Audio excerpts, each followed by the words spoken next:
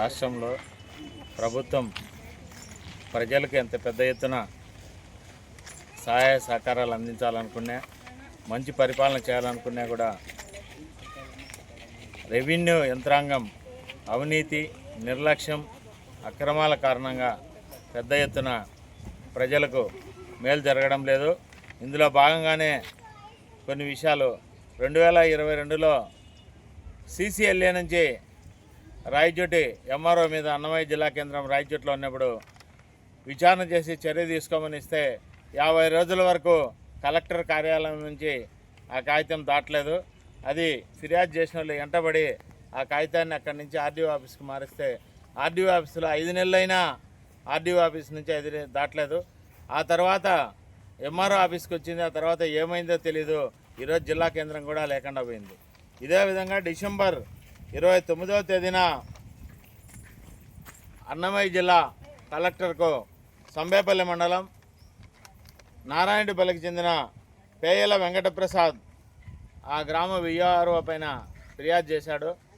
దాని మీద చర్య తీసుకోమని డిసెంబర్ 29/12/2025 తేదీన డిఆర్ఓ ఆదేశాలు జారీ చేస్తే అవి జనవరి 3-4 తేదీలలో రాయచోటి ఆర్డీఓ ఆఫీస్కు పంపాము.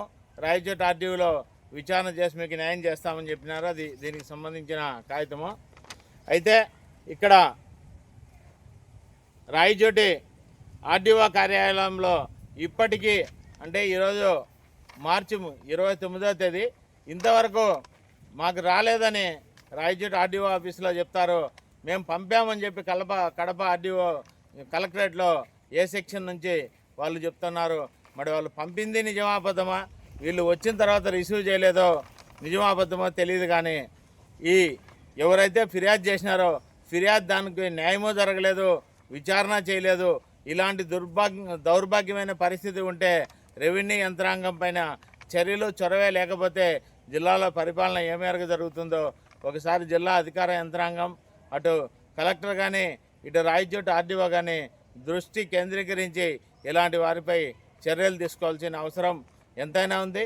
ఈ నిర్లక్ష్యానికి మూల్యం చెల్లించుకోకముందే దీన్ని ఆ సిబ్బంది కానీ వాటి మీద విచారణ చెప్పి తప్పో ఒప్పో నిర్ణయించి ఫిర్యాదు దానికి న్యాయం చేయాల్సిన అవసరం ఈ యంత్రాంగం పైన ఉంది.